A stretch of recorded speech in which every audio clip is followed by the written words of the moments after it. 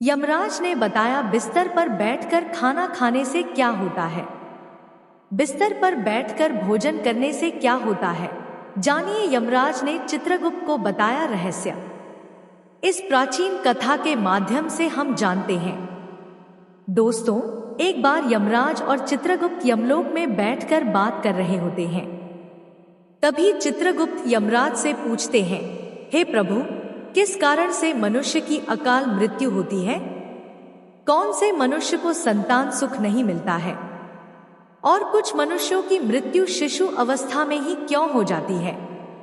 इसके पीछे क्या कारण है? तब यमराज चित्रगुप्त को बताते हैं, हे चित्रगुप्त, तुमने उचित ही प्रश्न किए हैं। इन सभी प्रश्नों का उत्तर मनुष्य की आदतों में छिपा होता है। मनुष्य जिस प्रकार का आचरण करता है, उसे उसी के अनुसार सुख और दुख भोगने पड़ते हैं। मनुष्य की अकाल मृत्यु होने के पीछे भी उसकी आदतें ही कारण होती हैं। तुम्हारे प्रश्नों का उत्तर बताने से पहले मैं तुम्हें एक अत्यंत महत्वपूर्ण कथा सुनाता हूँ। इस कथा में तुम्हें तुम्हारे सभी प्रश्नों के उत्तर मिल जाएंगे। इसीलिए तुम इस कथा को ध्यान से जरूर सुनना।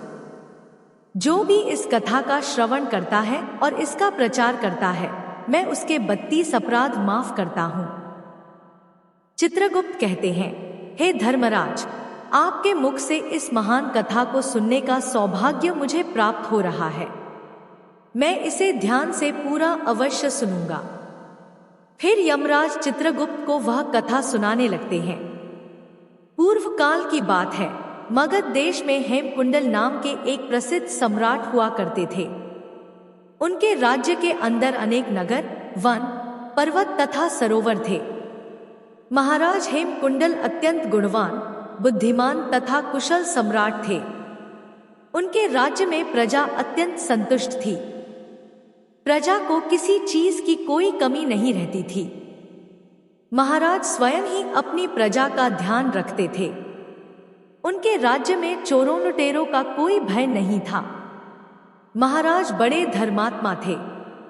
उन्होंने अनेकों बार यज्ञ किए, दान धर्म किए तथा अनेक ब्राह्मणों और मुनियों को दान दक्षिणा दी। उन्होंने अनेक पोखरे खुदवाए, वाटिकाएं बनवाई और वृक्षों का रोपण किया। इस प्रकार के अनेक पुण्य के काम महाराज ने किए। महाराज की पत्नी का नाम सुवर्णा था। रानी सुवर्णा अत्यंत सुंदर, गुणवान, रूपवान तथा चरित्रवान स्त्री थी। वह भी नित्य धर्म, कर्म तथा दान धर्म किया करती थी। किंतु इतना सब कुछ होने के बावजूद भी महाराज को कोई संतान नहीं हो रही थी, जिससे महाराज अत्यंत दुखी थे। महाराज का दुख देखकर प्रजा भी अत्यंत दुखी थी। फिर एक दिन महाराज अपने राजमहल में बैठकर इस प्रकार से सोचने लगे, किस पाप के कारण मुझे पुत्रहीन रहना पड़ रहा है? मैंने ऐसा कौन सा पाप किया है जो मुझे इतना बड़ा दंड मिल रहा है?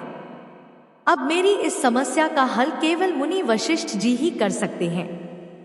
इसीलिए मैं उनके पास जाकर इस समस्या के लिए उपाय मांगता हूँ।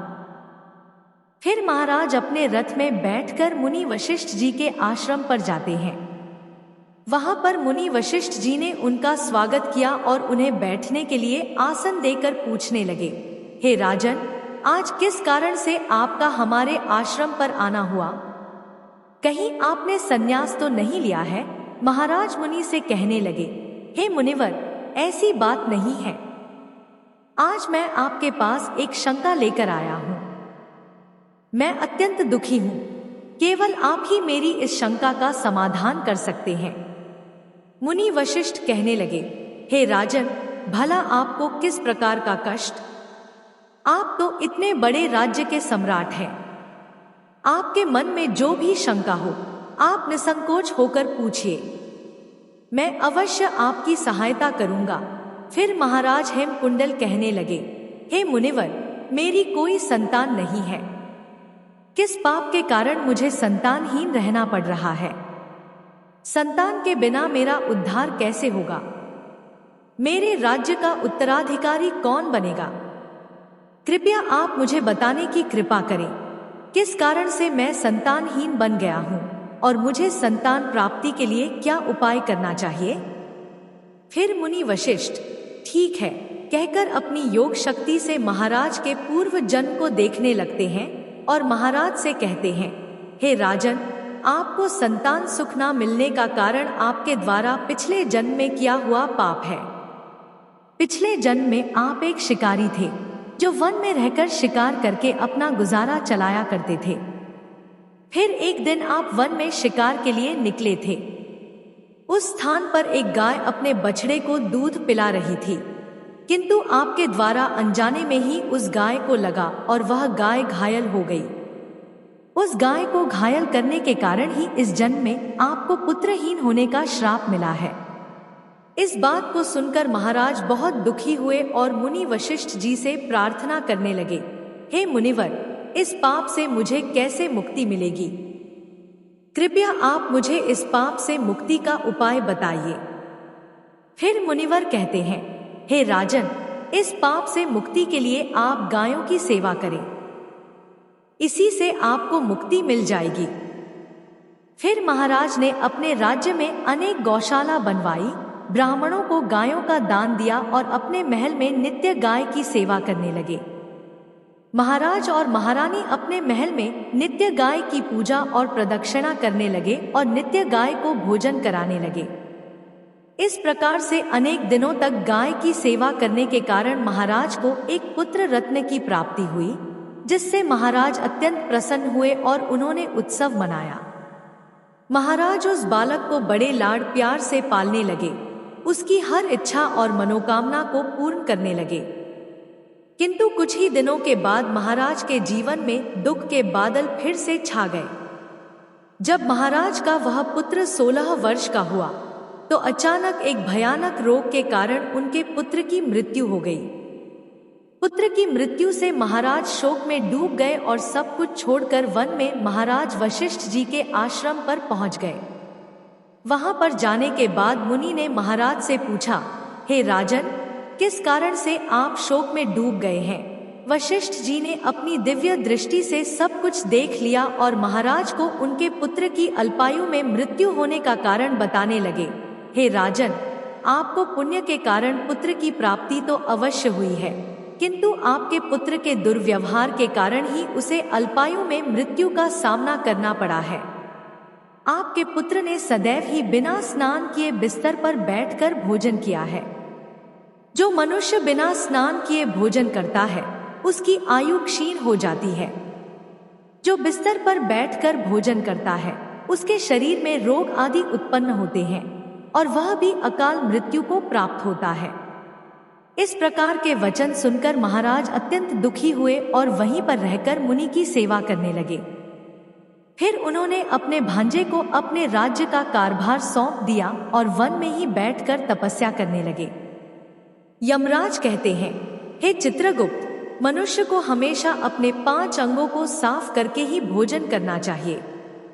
दोनों पैरों को तथा दोनों हाथों को और अपने मुख को जल से अच्छी तरह से स्वच्छ करके ही भोजन करना उचित होता है।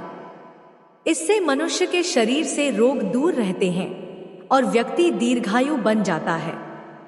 यमराज कहते हैं, भोजन शुरू करने से पूर्व उस भोजन के लिए भगवान को धन्यवाद देना चाहिए और संसार के समस्त प्राणियों को भोजन प्रदान करने की प्रार्थना करनी चाहिए। इस प्रकार से अन्य देवता को प्रणाम करके भोजन करने से मनुष्य को कोई पाप नहीं लगता है। यमराज कहते हैं, जमीन पर बैठकर भोजन करना ही श्रेष्ठ होता है। बिस्तर पर बैठकर भोजन करने से मनुष्य के शरीर में रोग उत्पन्न होते हैं और उसकी आयु कम हो जाती है। शास्त्र कहते हैं कि दहलीज पर बैठकर भी भोजन नहीं करना चाहिए। यमराज कहते हैं, 3 प्रकार का भोजन मनुष्य को नहीं करना चाहिए। जिस भोजन के ऊपर से कोई पैर रखकर चला गया हो अथवा कोई व्यक्ति भोजन को लांघ कर गया हो, ऐसे भोजन को कभी खाना नहीं चाहिए। ऐसा भोजन अशुद्ध हो जाता है। ऐसे भोजन को पशुओं को खिला देना चाहिए। दूसरों के द्वारा लांघा गया भोजन खाने से मनुष्य की आयु कम हो जाती है और उसके शरीर में भिन्न भिन्न प्रकार के रोग उत्पन्न होते हैं। यदि भोजन में बाल निकल आता है तो ऐसा भोजन त्याज्य हो जाता है। यदि अन्न में बाल निकलता है तो उसे ईश्वर को कभी प्रसाद के रूप में नहीं चढ़ाना चाहिए और ना ही स्वयं खाना चाहिए। ऐसा भोजन प्रेतों को प्राप्त हो जाता है।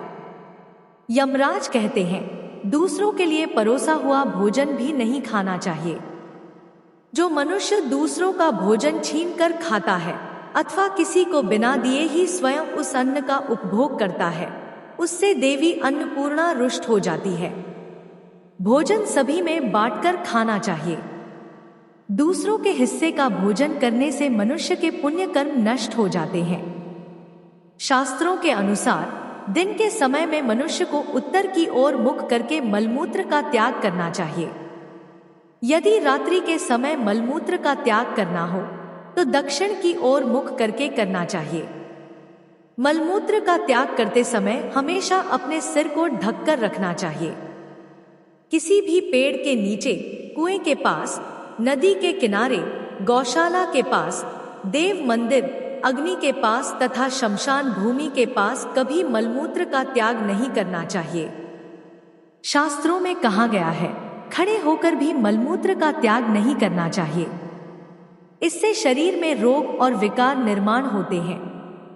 इसके साथ ही पूरी तरह से निर्वस्त्र होकर भी मलमूत्र का त्याग नहीं करना चाहिए। चलते चलते कभी पेशाब नहीं करना चाहिए। इससे जीवन में दुर्भाग्य आता है। जूते पहनकर, छाता लगाकर भी मलमूत्र का त्याग करना अनुचित माना जाता है। कभी भी किसी स्त्री, गुरु, देवता, मंदिर और पानी की तरफ मुख करके आकाश में ग्रहों को देखते हुए मलमूत्र का त्याग करना अनुचित होता है। रात्रि में चंद्रमा और अग्नि की तरफ देखते हुए भी मलमूत्र का त्याग नहीं करना चाहिए। इससे जीवन में दुख और संकट आते हैं। मलमूत्र का त्याग करने के बाद उस भाग को स्वच्छ करना चाहिए तथा अपने हाथों को भी जल से शुद्ध करना चाहिए। मलमूत्र का त्याग करने के बाद किसी दीवार पर साफ नहीं करना चाहिए। इससे पशु के रूप में जन्म प्राप्त होता है। मलमूत्र का त्याग करने के बाद उसे अच्छे से ढक देना चाहिए और उस पर मिट्टी डालनी चाहिए ताकि कोई पशु उसे खाए नहीं। यमराज कहते हैं, मनुष्य को कभी निर्वस्त्र होकर स्नान नहीं करना चाहिए। इससे पितृदेव रुष्ट हो जाते हैं। पितृदेव रुष्ट हो जाने पर मनुष्य अपना सब कुछ खो बैठता है। इस प्रकार से यमराज ने चित्रगुप्त को मनुष्य के आचार विचार तथा अच्छी और बुरी आदतों के संबंध में महत्वपूर्ण ज्ञान दिया है, जो अत्यंत महत्वपूर्ण है। उम्मीद है आपको यह जानकारी अच्छी लगी होगी। वीडियो को लाइक जरूर करें। ऐसी ही आध्यात्मिक जानकारी वाले वीडियो देखने के लिए चैनल को सब्सक्राइब करें और कमेंट में जय श्री कृष्ण अवश्य लिखें। आप सभी का धन्यवाद।